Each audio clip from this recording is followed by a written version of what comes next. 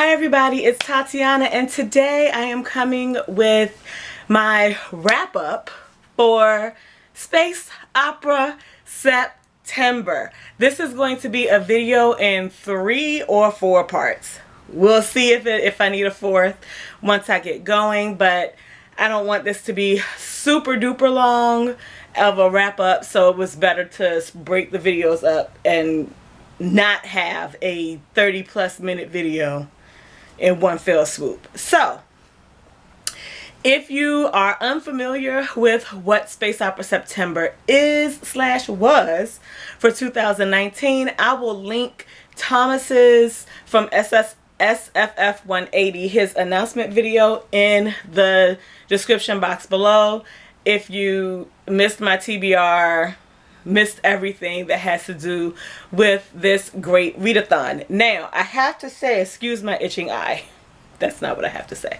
I have to say that participating in Space Opera September, I did it because it's Thomas's first readathon. I've been watching Thomas on YouTube for a few years now, but I did it because it was his first readathon and he was excited about it. But I have to admit, I am not a space opera reader.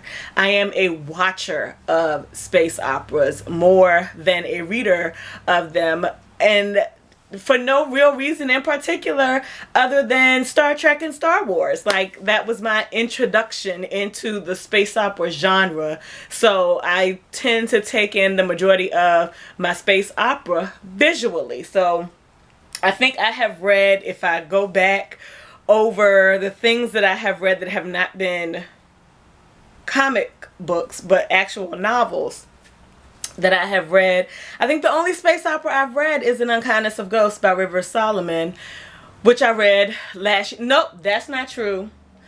The Xenogenesis trilogy, well, at least the first book by Octavia Butler, is a space opera, or would count, I think, as a space opera as well. So yeah, 2 space operas in my reading history. So I did not really expect to to read that much. I had one chunker. Oh my goodness. I'll be so happy when it's no longer summer acting weather because my allergies are going nuts. But yeah, I had one big book, which is a classic space opera, that was on my radar. But other than that, I really didn't know where I was going to go. My goal was to become either a privateer or a rebel leader. I was going on the rebel track because I'm a fucking rebel. So yeah, okay, that's all of the explanation. If you missed my TBR video, that's all the explanation I'm going to give. I'm going to now share with you the books that I read. I'm going to share 2 books that I read in this video, as well as where that placed me on the track of succession through Space Opera September. So the first book that I read was All Systems Red by Martha Wells, which is book 1 in the Murderbot novella series.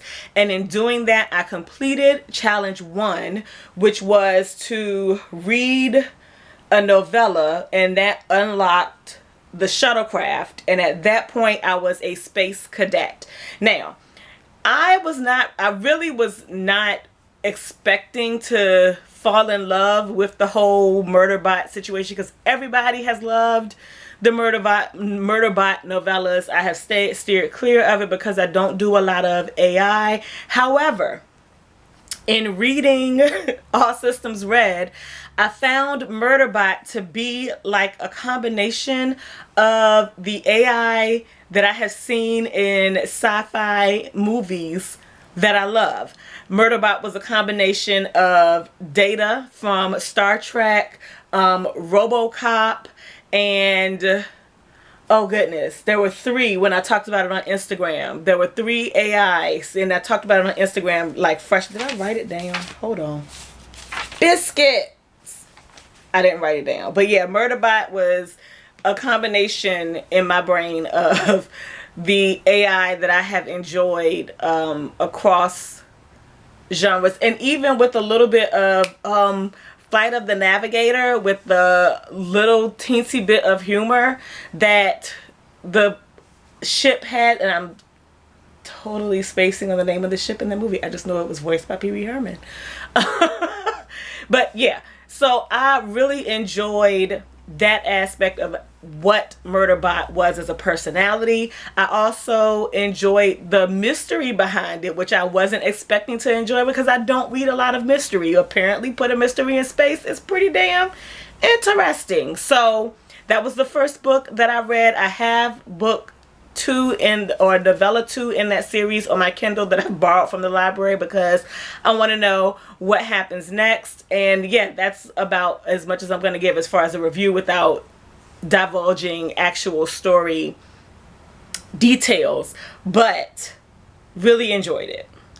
The next book that I read is 6 Wakes by Mur Lafferty, and in reading 6 Wakes, that had me on still on the Federation track, completing challenge 2A, because even with reading a novella, Martha Wells is an author that identifies as female, as is, I believe, Mur Lafferty. I think Mur Lafferty identifies as female. So that's 2 books by women. So at this point, I am on the Federation track. I can't even think of what the ranking is after Space Cadet because I didn't pay attention to the Federation track. 6 Wakes is another space mystery novel. It's like, what do they call them? Those closed door or locked room mysteries.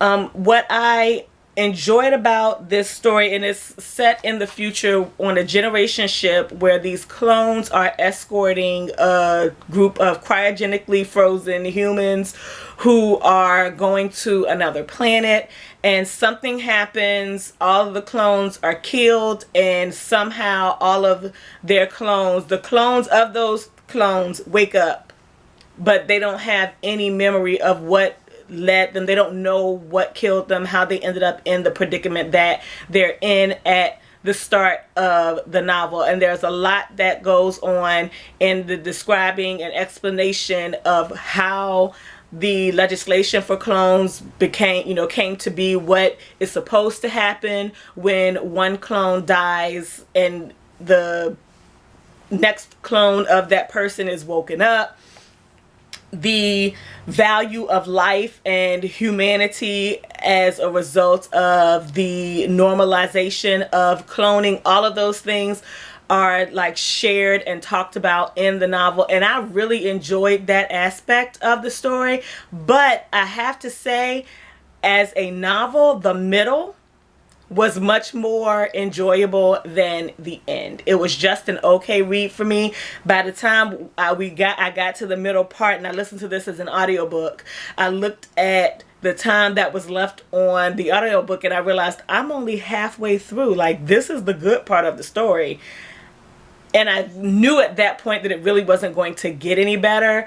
I wasn't really expecting it to be more interesting. There were some things that were revealed about some of the characters. There were only 2 revelations that I really felt were interesting revelations as far as the impact that it has on the entire story. But the role that it plays in the actual resolution to the tale is, here it's like pass fail. It's no middle ground, so I guess it would be a fail if it's no middle ground. But yeah, the middle was much more enjoyable than the end, and unfortunately that's not a good thing. So, but those are the first 2 books that I read, and you know what, I feel like I'm not going as slow and detailed as I thought I was gonna go. It could be because I just got home from having to work in the office, so I'm gonna keep going. And if I'm wrong in keeping going, I will fix it in editing and it'll cut here and you'll go to the next video.